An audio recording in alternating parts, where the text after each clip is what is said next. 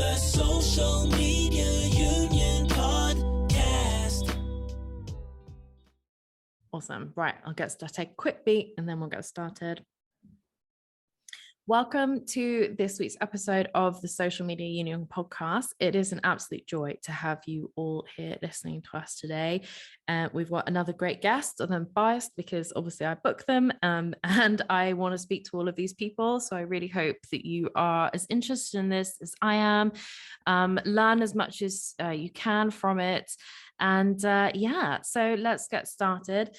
Just a quick bit of housekeeping. The Social Media Union, if you're not familiar with us, is a private membership community for professional social media specialists who have an interest in really uplifting the industry as a whole and are committed to raising ethical standards. So that's us in brief, and you can always find out more about us on the website. It's the socialmediaunion.com, and we're on Instagram, LinkedIn, everywhere. So anyway, without further ado, hello to my guest. Please introduce yourself. Hello, thank you so much for having me.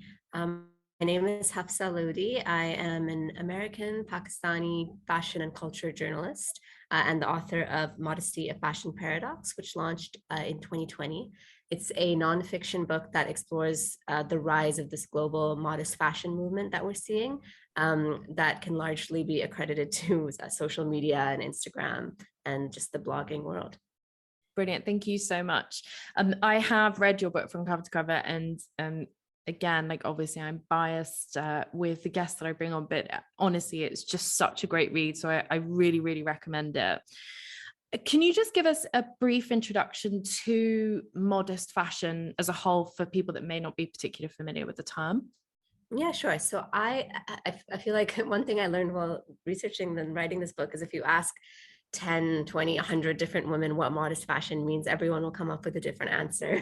So I just tried to come up with a basic kind of overarching definition for me, which is modest fashion is clothing that typically covers the shoulders, often up to the wrists, and covers the knees, often up to the ankles. Oftentimes includes a head covering. Silhouettes are generally loose and non-transparent. Necklines are not plunging. That's basically the parameters. So, I mean, I've certainly noticed it in social, like how much traction it gets now, especially like moving into the Western world and kind of coming out of, like, say, like Vogue Arabia and those sort of more traditional where modest fashion would traditionally be, of course, but moving much more into like Western culture. So can you kind of share with us, it's so interesting you talk about this in your book so much, and it's such an interesting journey to read, like how modest fashion has gained traction on social and its movement over to Western culture too? Definitely.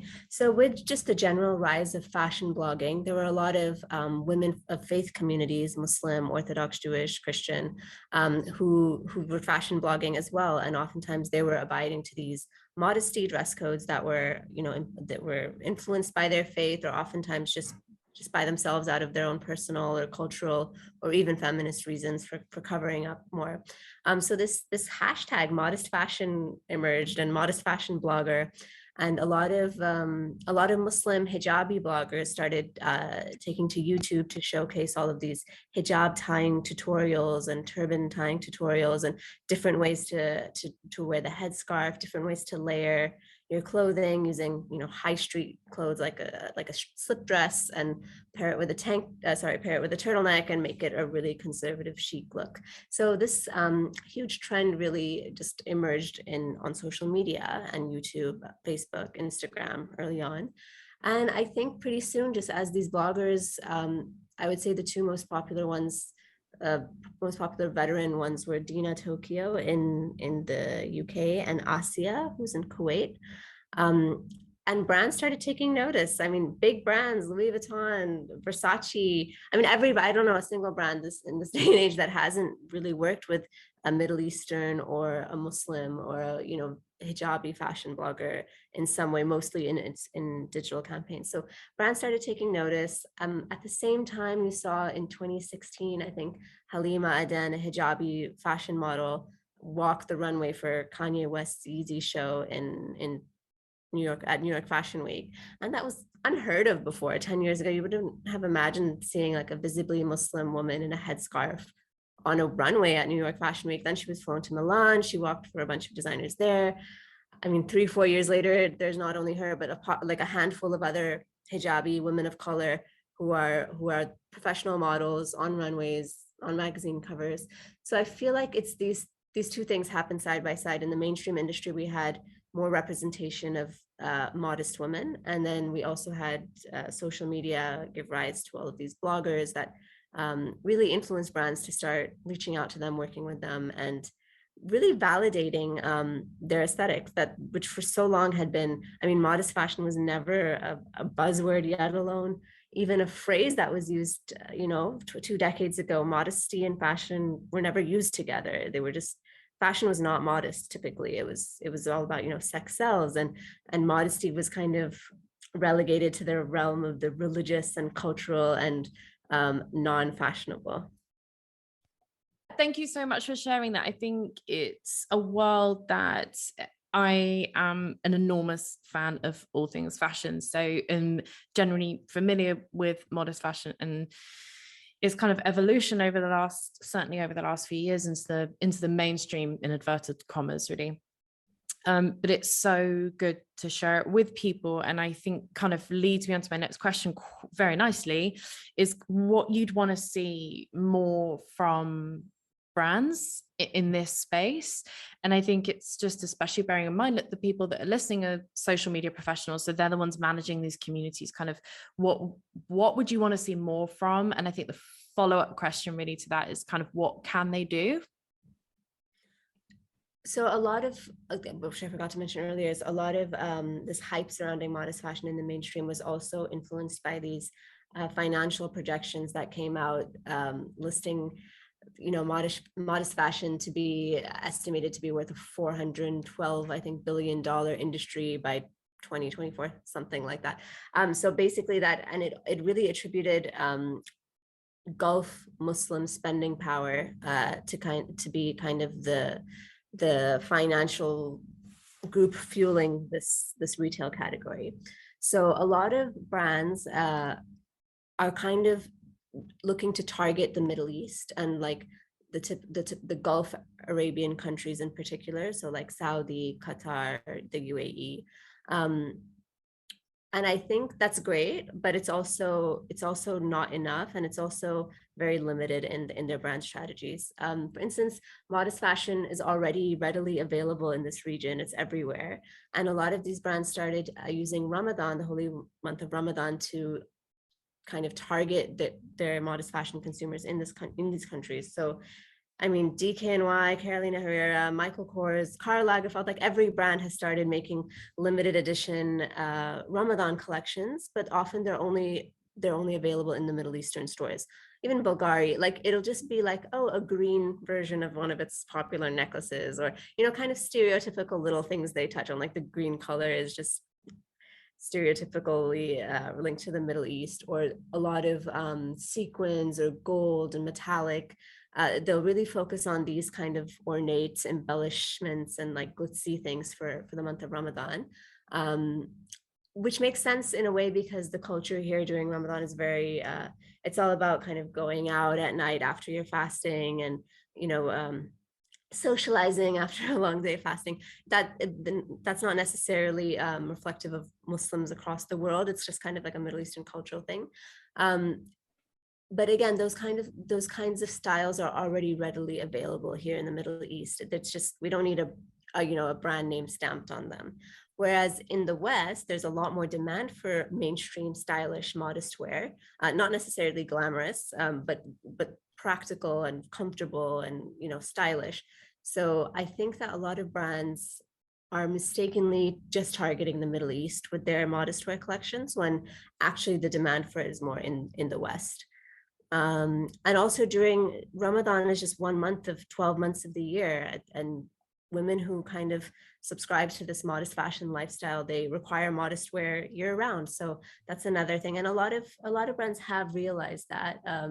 ASOS, mainly the e-tailers, I would say ASOS, Farfetch, Net-a-Porter, Shopbop, they all have dedicated kind of modest wear edits on their websites. So those are available year round, not just Ramadan. So that really helps. I think that's a good way moving forward. And lastly, I would say representation, because they're targeting this region, they often pick light-skinned, white-passing models who look Arabian for their campaigns and shoots. And I think, and always like a specific style of the hijab, you know. So I think it's important to realize that not all Muslim women cover their hair, not all modest fashion encompasses the headscarf, and that women who practice modest fashion come in all shapes, sizes, colors, and that should be reflected in the representation. You just mentioned Ramadan a couple of times. And one of the things that I wanted to ask you is about how social media managers, I mean, across the world, really, but I guess I'm probably really shocking for an answer for Western culture, of how they can use their profiles that they're looking after for these brands like more effectively and more ethically during times of religious observances such as Ramadan. So, you know, some people think that, you know, brands tacking on to like jumping on the Ramadan bandwagon is like tokenistic and insincere. But I think it's a very positive thing, and a way to show inclusivity and acceptance and just awareness for, you know, diverse consumers and followers. So Ramadan is typically a month of, you know, spirituality and staying home and, you know, praying more and just like focusing on your inner self and all of these things. And from the fashion side, we see a lot of the glamour and going out and glitzy. And I think like I wrote a story recently for a stylist, and it was about how, you know, actually a lot of women who practice Ramadan are not looking for these bedazzled jumpsuits, but actually just for comfy cords, you know, like, or loungewear that's just, they want to sit at home and pray in, or, you know, just linen dresses, not necessarily these really ornate and ostentatious evening wear ensembles. So I think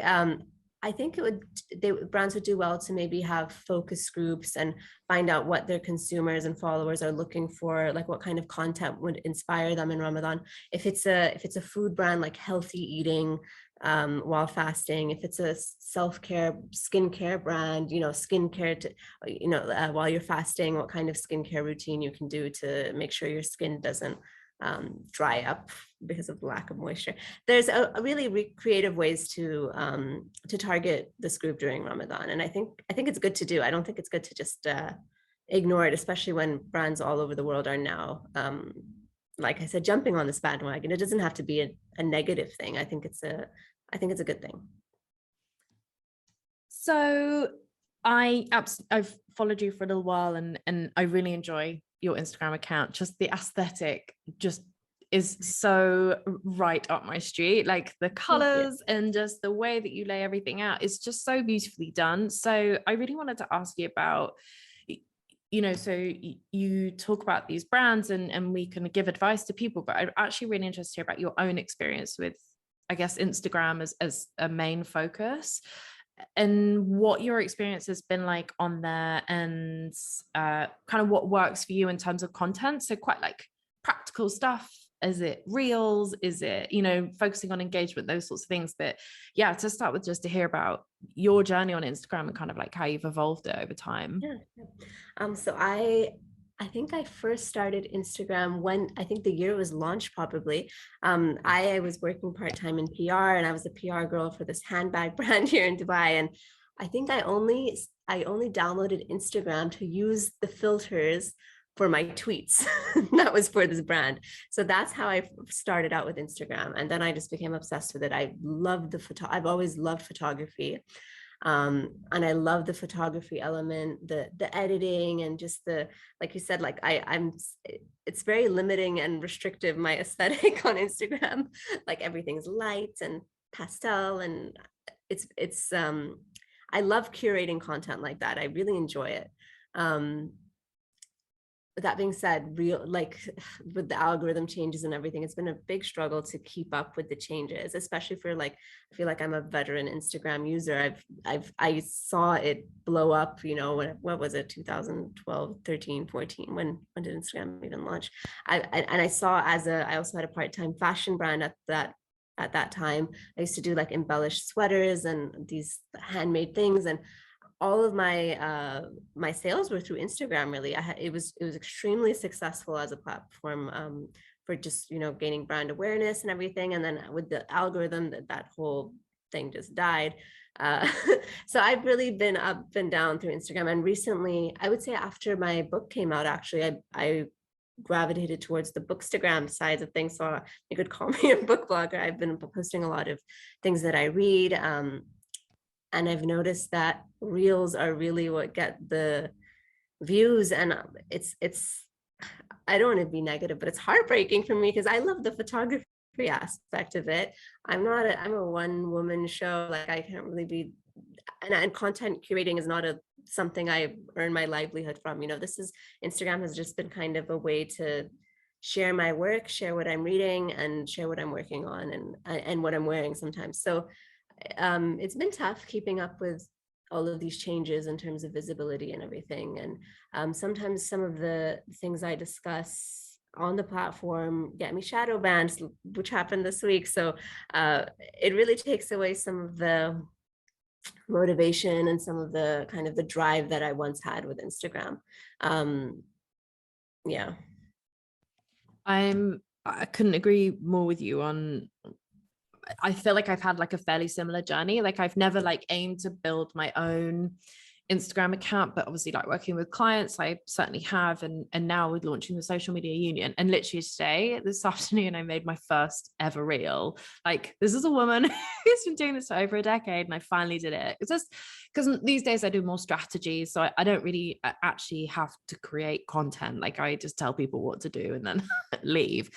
And the time that it takes, I think that's what's put me off about it for such a long time. And it's exhausting. Like, I mean, I made this one on Canva today and it's super simple and super straightforward, but I mean, it took me like an hour to do. I don't have that kind of like normal time. Like obviously I make time with SMU because it's marketing and I have to push the business, but like in my own life, have, you know, somewhat a lot of admiration for people that are relentlessly creating these reels and I don't think people appreciate how much time it takes, you know, even just like a simple photograph, right? Like that, making sure the colors are right and the composition's right and the aesthetics right. Like it takes so much thinking.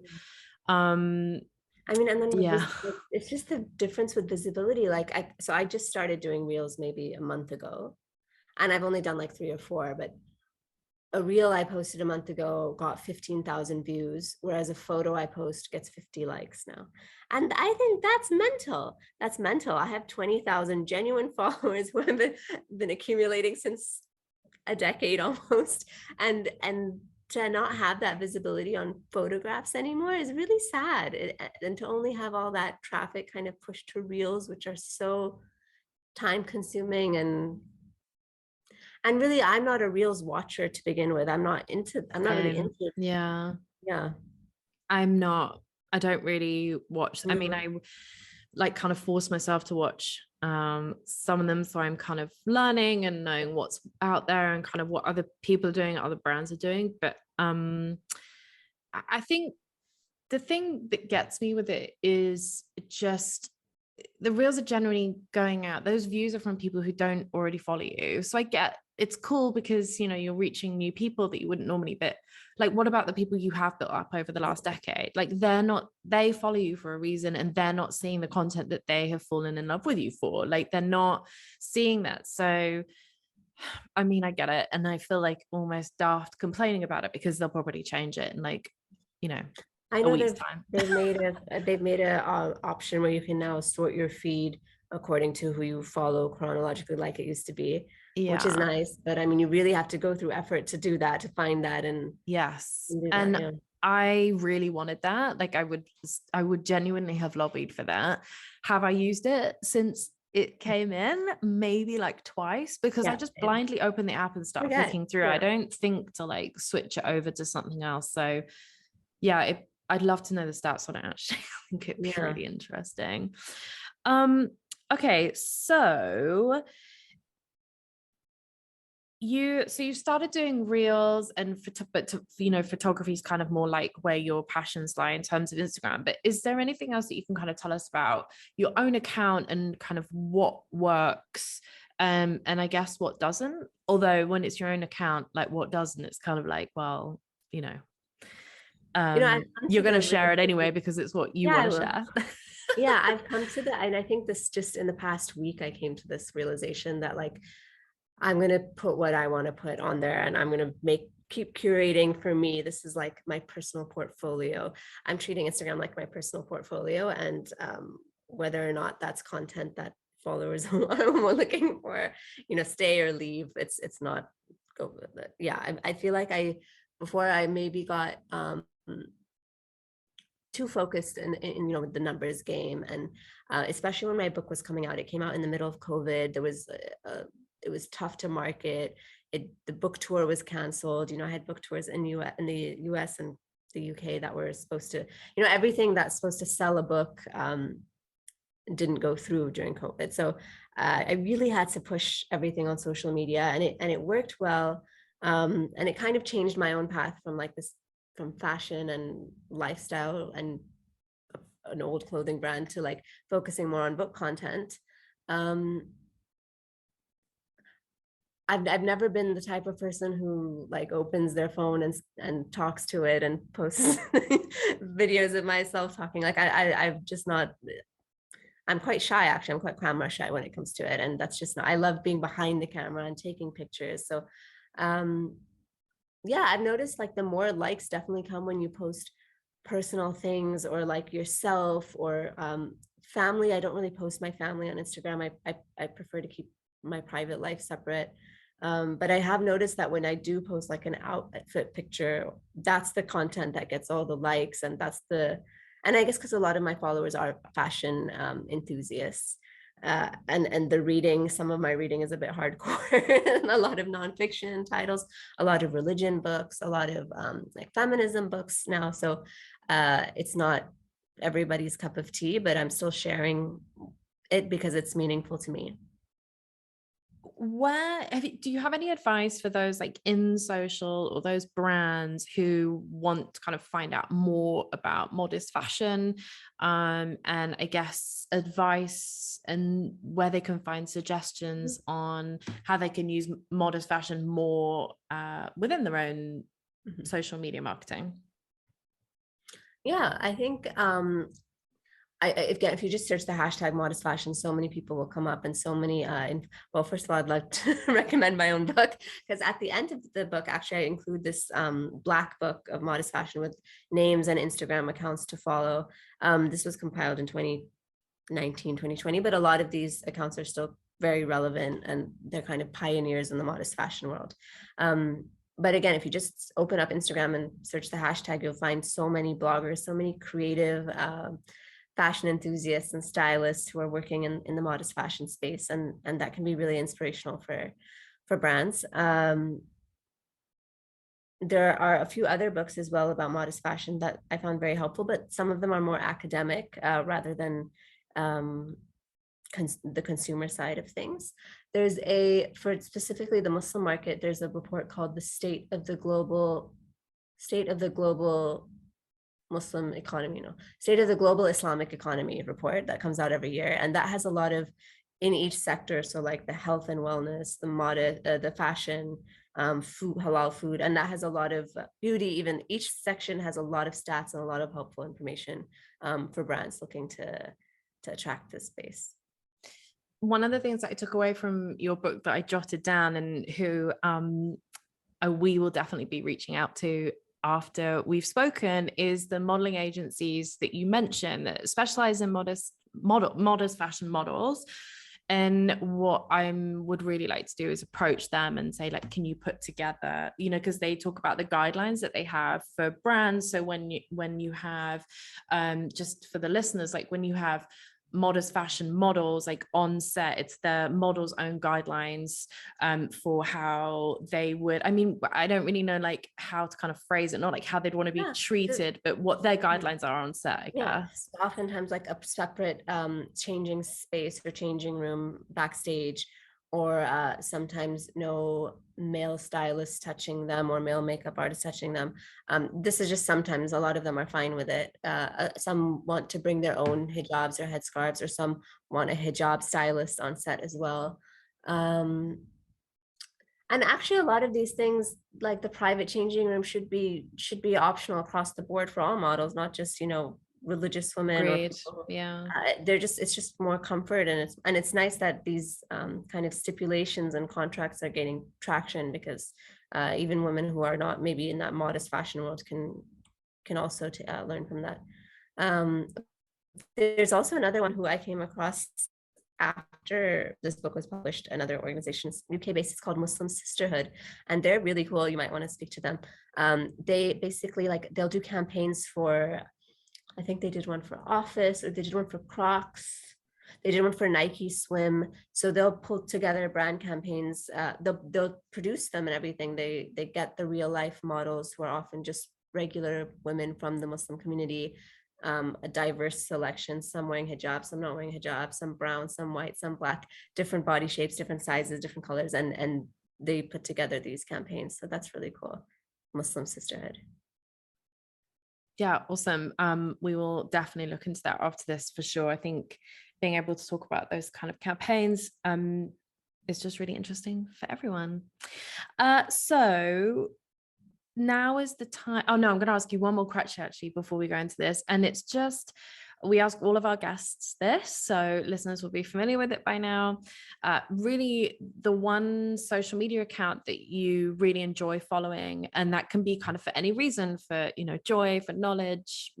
Yeah, something that you look forward to kind of seeing what they've posted.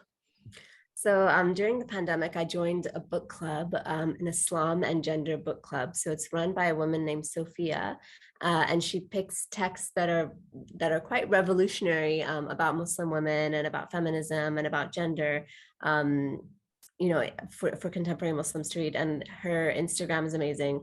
I find her book recommendations so useful, and not only her book content, but also just like inspirational quotes and words of wisdom and calls to action for different, you know, activist causes she'll post on her stories.